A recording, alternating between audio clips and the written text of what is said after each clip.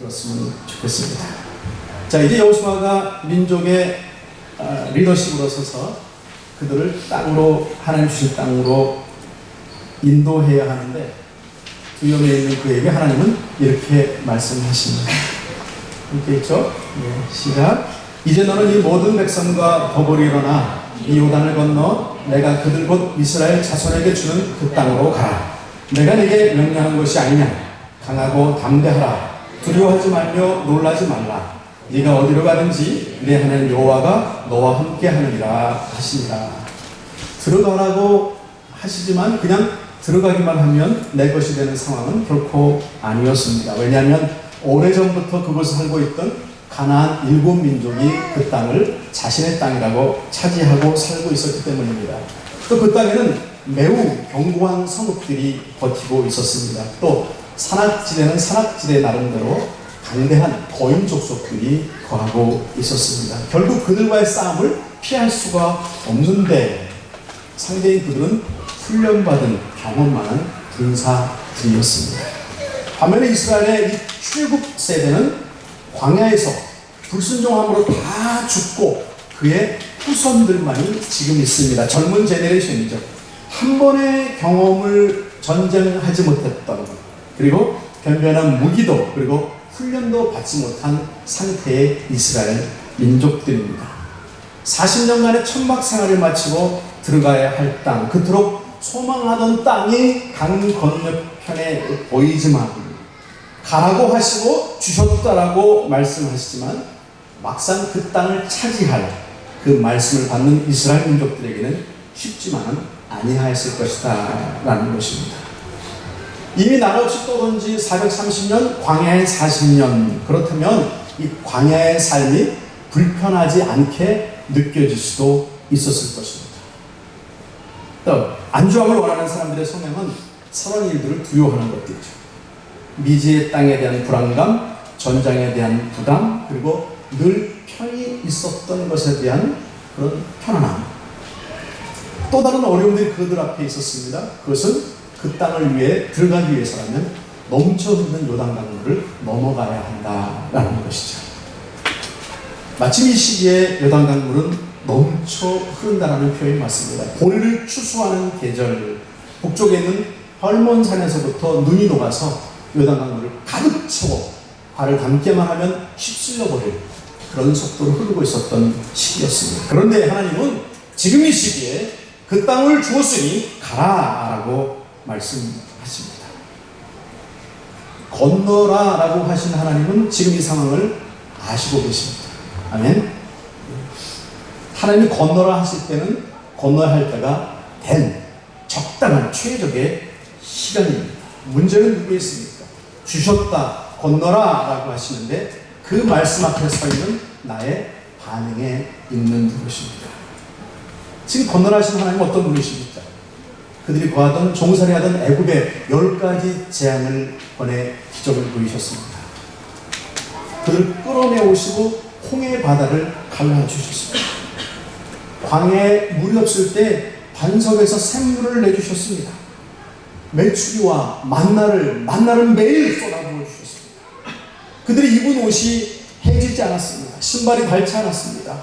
그들이 스스로 광야에서 구하지 못할 모든 것들을 하나님이 책임져 주셨습니다. 또 그들에게 바른 길, 생명의 길, 계명을 주셨습니다. 하나님 어떻게 섬길 것이냐, 이웃들과 어떻게 관계할 것이냐. 지난 40년간 그들은 광야를 거치면서 그들에게 하나님이 어떤 분이신지, 어떻게 하나님이 자신들을 대해주셨는지, 하나님이 어떻게 섬긴 것이 맞는지를 철저히 훈련받아 왔습니다. 이제 훈련되었기에 그 땅을 주시려고 하십니다. 왜요? 왜 주시려고 하십니까? 그 땅에서 예배하는 민족으로 살게 하십니다. 그 땅에서 하나님의 선택을 받은 민족, 제사장 나라답게 살게 하시고 그들로 말미암아 그리스도의 복음이 온 땅에 퍼져가게 하시고 그 땅을 주셨다라고 말씀하십니다. 조금 우리 현실로 돌아보면 나도 그때 왜 그런 상황을 만났는지 모를 때가 많이 있습니다. 그때 왜 내가 원하는 응답을 주시지 않고 다른 길을 주셨는지 깨닫지 못할 때가 있습니다. 내가 왜 이 직장에 오게 되었는지, 내가 수많은 나라 중에 왜 유크레인에 와서 살게 되었는지, 나는 그때 왜 그런 일이 있었는지 몰랐습니다. 왜 고통을 받아야 되는지, 왜 그런 사람들과 만나야 했는지, 왜 그런 상황에 있어야 되는지. 그러나 중요한 것은 내가 알던 알지 못하던 그 모든 내 발자취 지나온 순간에 하나님이 함께 하셨다라는 것입니다. 믿으십니까? 그리고 하나님 항상 최선의 길로 나를 이끌어 오셨다라는 사실을 믿으십니까? 예? 내가 지난 걸음걸음마다 하나님의 은혜가 성립했습니다. 그런데 그건 알겠는데 지금 새롭게 주시는 그 말씀, 정복하고 넘어가라라고 하시는 그 말씀은 내 마음에 부담이 되는 거예요. 불안하고 두렵습니다. 그냥 여기 있고 싶습니다. 더 귀한 뜻이 계셔서 그렇게 움직여가라고 말씀하시는데 나는 어떻게 반응할 것이냐, 어떻게 그 땅을 하나님 원하시는 대로 그 복되신 그 하나님의 인도를 따라 더 복된 것을 취할 수 있게 정복해 나갈 수 있을까? 그 원리를 좀 배우기 원합니다. 첫째는요, 부지런하자라는 것입니다. 3장 1절 이렇게 말합니다. 1절 시작. 또 여호수아가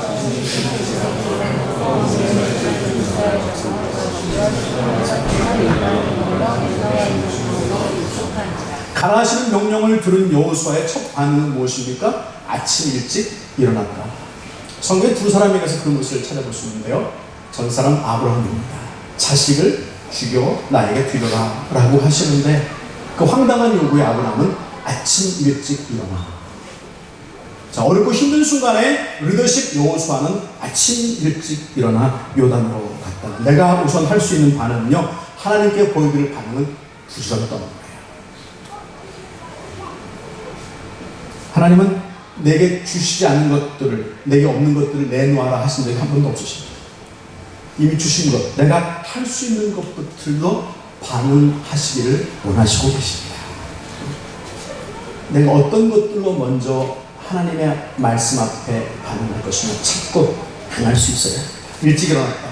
이 부지런한 삶의 태도, 소극적으로 끌려다닐 수 있습니다. 그렇게 할 수 있어요. 또 적극적인 능동적인 반응도 나의 몫입니다. 하나님 보시기에 원하시는 내 반응은 부지런한 적극적인 태도인 줄로 믿습니다. 성실한 하나님 앞에, 성실하신 하나님 앞에 정성스럽게 나의 성실을 다하는 것. 자, 여호수아 1장 3절 들어갑니다. 함께 읽습니다. 시작.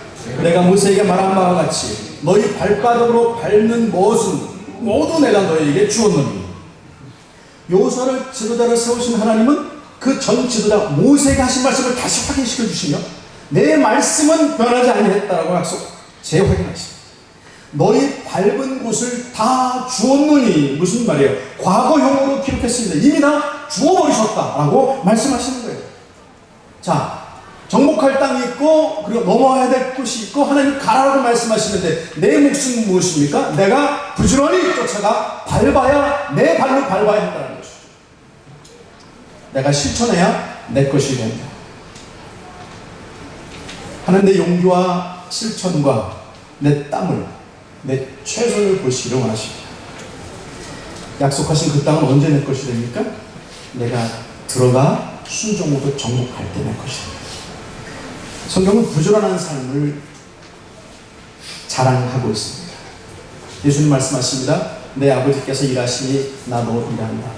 아니, 예수님의 어린 시절을 보면 아마 목수였던, 목수인지는 정확하지 않다고 해요. 나사렛 동네는 목수가 없었다고 하는데 저는 그거 중요하지 않은 것 같아요. 어떤 자아를 가지셨을 텐데 요셉 아버지를 도와 장남으로서 부지런히 성실히 도왔을 것은 분명합니다. 내 아버지께서 일하니 나도 일한다. 일한다라는 것은 노동을 말하죠. 일한다는 이 노동은 정당한 일을 하고 대가를 받는 것을 말합니다. 기억하세요. 월급이 있고 상급이 있습니다. 월급과 상급. 월급은 정해진 대로, 계약대로 받을 것을 내 몫이라고 받는 것을 월급이라고 합니다. 상급이 있습니다. 상급은 하나님께서 받는 것입니다. 우리가 세상에서 일하지만 내가 당연한 대가를 월급만 받으면 된다라고 일하면 아니 된다는 거예요. 월급만 생각하면 안 된다. 내가 하는 일을 사장님 나빠요. 사장님도 보시지만 우리 하나님도 보시고 계시다. 내가 내 삶 속에서 어떤 목적을 가지고 어떤 태도로 일하느냐를 하나님 보시고 계시다. 그럴 때 월급 플러스 하나님의 상급이 주어집니다. 저는 이 상급을 받는 기쁨이 월급의 기쁨보다 커야 하는 줄로 믿습니다. 더 많은 상급, 성실하시고 부지런한 것을 받아들이시고 축복합니다. 바울은 일하기 싫으면 먹지도 말라. 철저한 자기 관리, 부지런하며 자기 포기가 있을 때 일이 가능하다. 두 번째로는요, 구체적인 인도를 받아야 한다는 것입니다. 말씀 함께 했습니다. 여호수아 3장 2절과 4절 시작. 사흘 관리들이 진중으로 두루다니며 백성에게 명령하여 이르되 너희는 레위 사람 제사장들이 너희 하나님 여호와의 언약궤 매는 것을 보거든 너희가 있는 곳을 떠나 그 뒤를 따라라. 그러나 너희와 그 사이 거리가 2000 규빗쯤 되게 하고 그것에 가까이 가지는 말아라. 구체적으로 하나님이 어떻게 그 강을 건너 정복할 것인지를 말씀하시고 계시죠. 어떻게 말씀하십니까?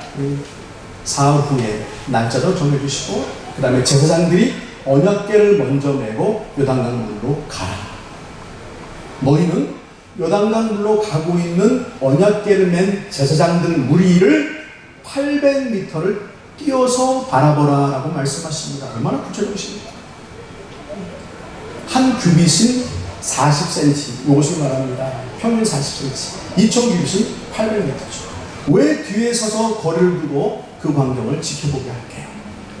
앞에 가시는 언약궤, 하나님의 임재의 상징을 너희가 보며 하나님의 길을 뚫어주심을 보며 초점을 그곳에만 맞추고 다른 곳에 한눈 팔지 않는다.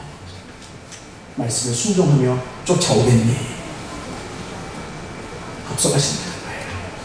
한 번도 가지 못한 길을 두려움 가운데 가긴 가야 하는데 내가 앞장선다 라고 말씀하시는 거예요. 3장 4절 이렇게 나옵니다. 1절 시작. 그리하면 너희가 행할 길을 알리니 너희가 이전에 이 길을 지나보지 못하였습니다. 그리하면 어떻게 하면? 순종. 구체적인 지시를 따라 순종하면 얼마나 든든한 말씀. 미지의 길을 우리가 걸어가야죠. 인생의 길이 바로 그렇지 않습니까? 매일매일 낯설고 저는 앞으로 1분 후에 일도 하지 못하죠. 그러나 두려워할 필요가 없다. 왜냐하면 하나님께서 앞서 가시니 그 하나님 앞서 가시는 그분을 보며 그 기적을 보며 초점 맞추고 따라온다면 볼지어다 내가 세상 끝날까지 너희와 함께한다.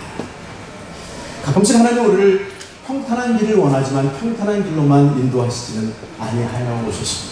그렇지 않으세요? 쉽고 가벼운 것만이 하나님의 축복이 아니다. 거칠고 괴롭고 험한 길이지만 망하지 않고 갈 수 있도록 도와주셨고 도와주실 것이라는 사실을 믿는 것. 그것이 더 중요한 것인 줄 믿습니다. 매 걸음 하나님의 인도를 따라 구체적으로 물으며 확신을 가지고 걸음걸음 내디디실 때 그것은 나의 것이 될 줄 믿습니다. 세 번째로는 스스로 손결케 하자라는 것입니다. 3장 5절에 있습니다. 시작. 여호수아가 또 백성에게 이르되 너희는 자신을 손결하게 하라. 여호와께서 내일 너희 가운데 기이한 일들을 행하실 것이다.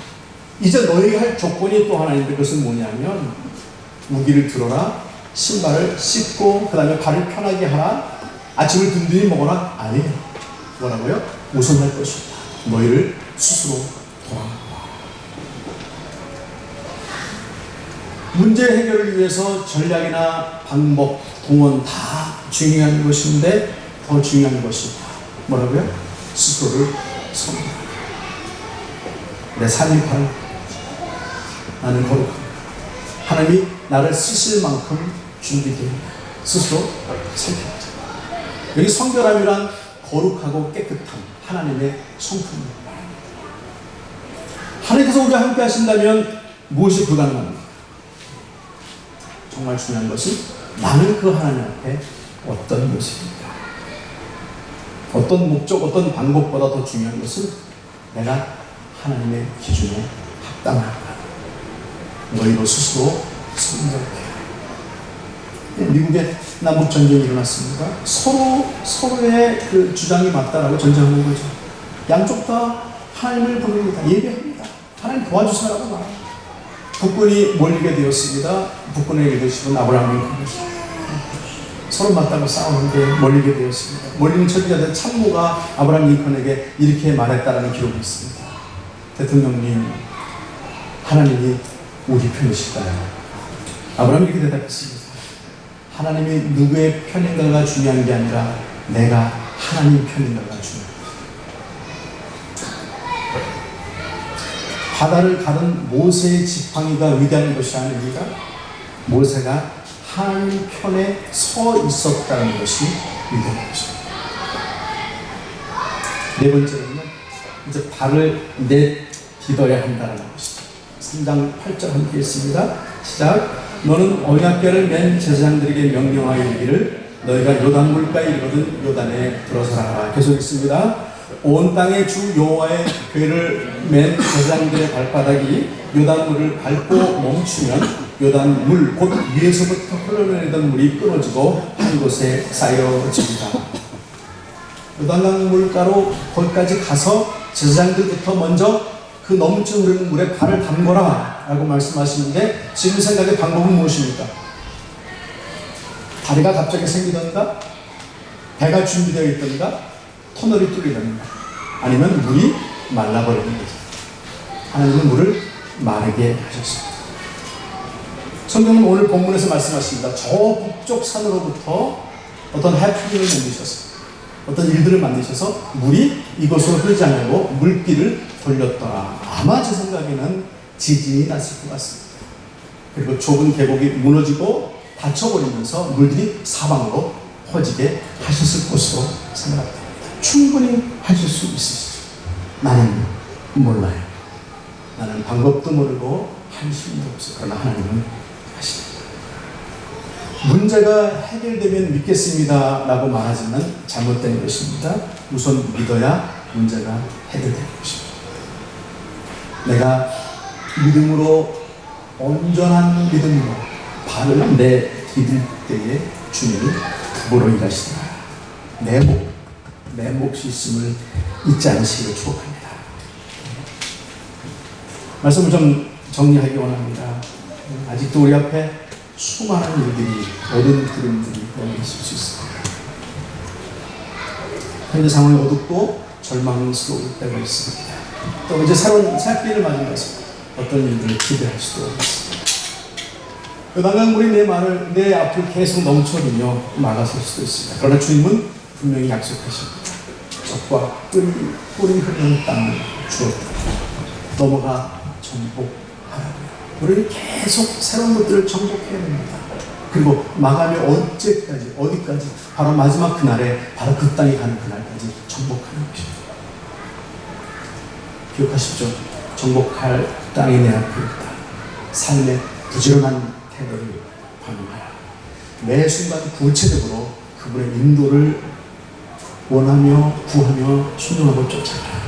그리고 항상 잊지 않고 나 스스로 돌아봐 성결함을 유지하라.